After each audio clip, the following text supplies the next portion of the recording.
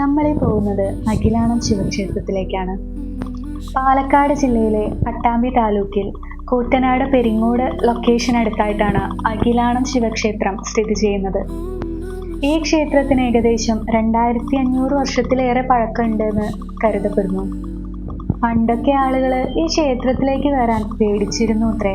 അതിന് കാരണം എന്താണെന്നറിയോ? അവിടെ ഉഗ്രവിഷമുള്ള സർപ്പങ്ങളുടെ സാന്നിധ്യം ഉണ്ടായിരുന്നു. വിഷസർപ്പങ്ങളെ പിടിച്ച് മൺകുടത്തിലാക്കി അതിൻ്റെ വായ കെട്ടി ഈ ക്ഷേത്ര സന്നിധിയിൽ കൊണ്ടുവന്നിട്ടിരുന്നു അത്രയെന്ന ആളുകളൊക്കെ. പണ്ട് ഈ നാട്ടിലുണ്ടായിരുന്ന നാരായണൻ എഴുത്തച്ഛൻ എന്നയാളെ സർപ്പം ദംശിക്കുകയും അദ്ദേഹം ഇവിടുത്തെ ഭസ്മവും തീർത്ഥവും ഒക്കെ സേവിച്ച് വിഷമുക്തി ഉണ്ടാവുകയും ചെയ്തു എന്നൊരു കഥയൊക്കെ കേട്ടിട്ടുണ്ട്. അങ്ങനെയുള്ള ഒരുപാട് അനുഭവ കഥകൾ ഈ ക്ഷേത്രത്തെ ചുറ്റിപ്പറ്റിയുണ്ട്.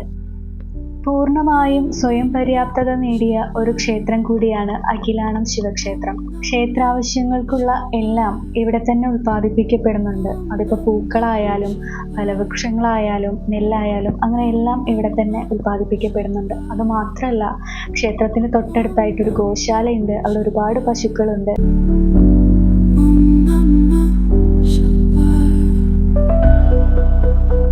ഇവിടെയുള്ള ഈ താമരപ്പൂക്കളൊക്കെ കാണാൻ വളരെ ഭംഗിയാണ് കേട്ടോ. വേറെ എവിടെയും നമ്മളിങ്ങനെ ഇത്രയും ശ്രദ്ധയോടുകൂടി പരിപാലിച്ച് ക്ഷേത്രാവശ്യങ്ങൾക്ക് വേണ്ടിയിട്ട് എടുക്കുന്ന ക്ഷേത്രങ്ങൾ തന്നെ വളരെ റെയറായിട്ടേ കണ്ടിട്ടുള്ളൂ.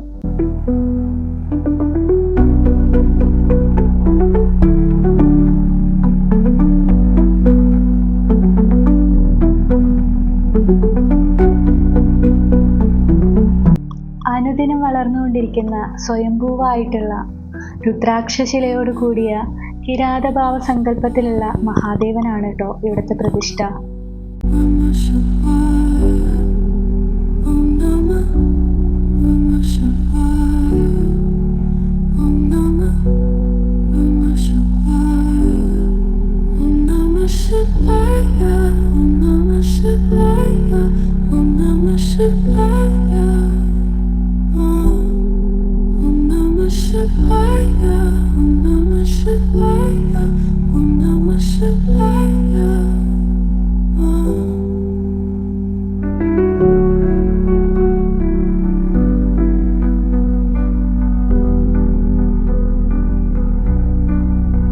ക്ഷേത്രത്തിൻ്റെ മുറ്റത്ത് തന്നെ നമുക്ക് ശംഭുവിനെ കാണാം കേട്ടോ. ക്ഷേത്ര ദർശനം കഴിഞ്ഞു വന്ന് ഭക്തർക്കൊക്കെ ശംഭുവിന് പഴം കൊടുക്കാം. അപ്പോൾ ഞാൻ ശംഭുവിനെ തൊട്ടു, പഴം കൊടുത്തു. ഞാൻ ലൈഫിൽ ആദ്യമായിട്ട് തൊടുന്ന ഒരു കാളക്കുട്ടനാണ് ശംഭു. എനിക്ക് അത്യാവശ്യം നല്ല പേടിയുണ്ടായിരുന്നു കേട്ടോ. പിന്നെ അവിടെ ഉണ്ടായിരുന്ന ഒരു ചേട്ടനാ പറഞ്ഞേ, പേടിക്കണ്ട, പാവാണ്, കൊടുത്തോളൂ എന്ന്.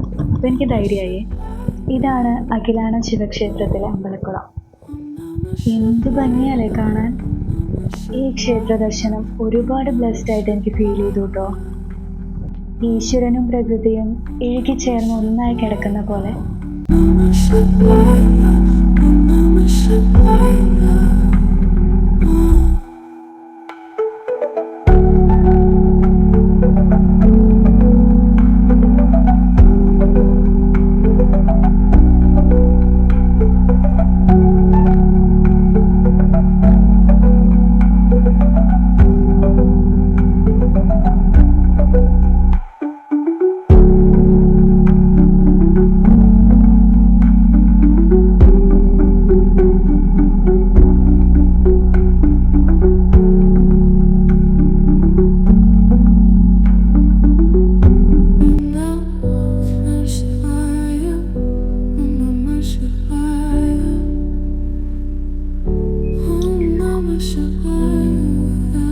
ഇത് ഇവിടുത്തെ രാവിലത്തെ ബ്രേക്ക്ഫാസ്റ്റ് ആണ് കേട്ടോ.